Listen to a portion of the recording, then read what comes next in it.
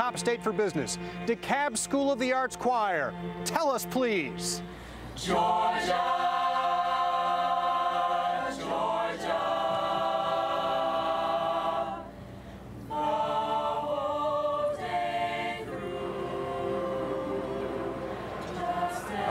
Music to Governor Deal's ears, Ryan. That was our Scott Cohn announcing Georgia as the winner of CNBC's survey of America's top states for business for 2014.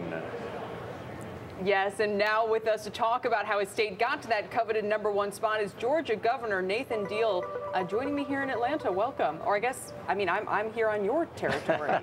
Well, it's nice to be with you. It's not the New York Stock Exchange, that's for sure.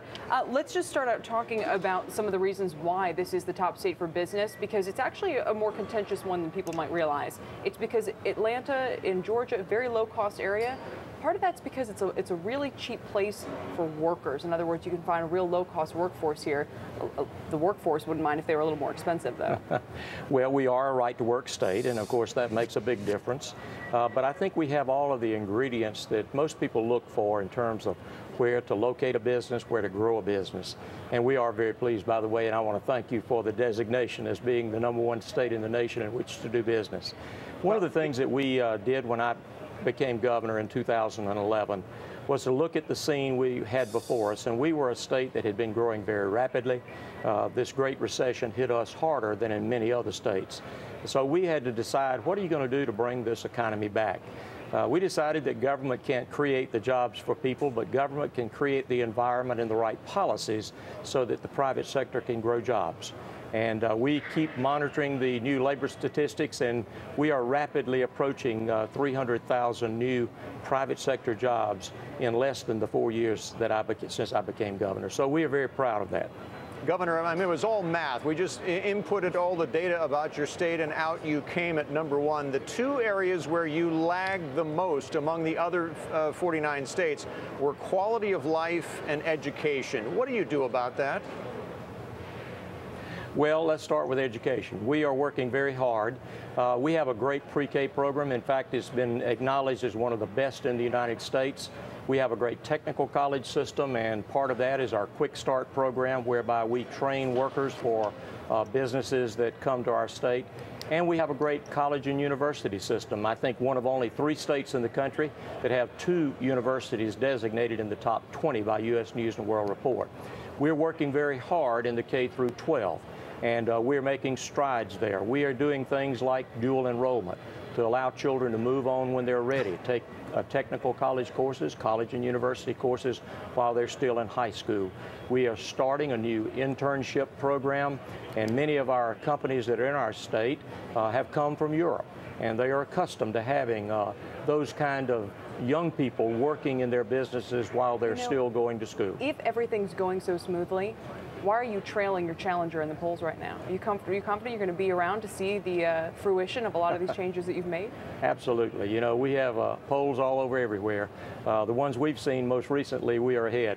We intend to stay there, too. So this re-election battle, or your re-election, your challenger is the grandson of a former U.S. president, and that's actually inserted the issue of the Israel-Palestine conflict right smack dab in the middle of the race. You've actually drawn attention to this. It's not as if this is a media play. What is your statement? What do you think this is really going on here with regard to the issue that former President Jimmy Carter has raised about the treatment of the Palestinians and the extent to which that should be used in your campaign battle against his grandson? Well, first of all, let me make it clear, I do not agree with President Carter's position, and his most recent statements I certainly do not agree with. We just came back from an economic development trip to Israel about a month ago. I had a great meeting with Prime Minister Netanyahu, and we brought back an Israeli company that's establishing a business here in the state of Georgia.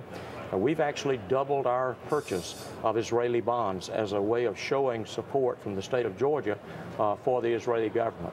I believe that they are our most reliable ally in that part of the world, and I think we should treat them accordingly.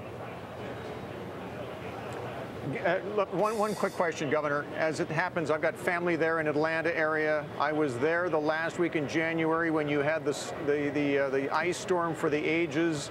It snarled traffic. You and Mayor Reed both said that you would fix things, this sounds like me asking about a pothole to fix or something, but have you done anything different so that the traffic, which at best is a problem in Atlanta anyway, as you well know, but when you get a little bit of ice or snow, it just fell apart that time. Any changes? Well, it was a bad day, and we have made changes. In fact, Mother Nature gave us an opportunity about 3 or 4 weeks later to prove that the changes we had put in place actually worked. We had another major storm, and we had very little interruption because that storm gave us the opportunity to warn people well in advance, and many of them stayed home, and that made the big difference.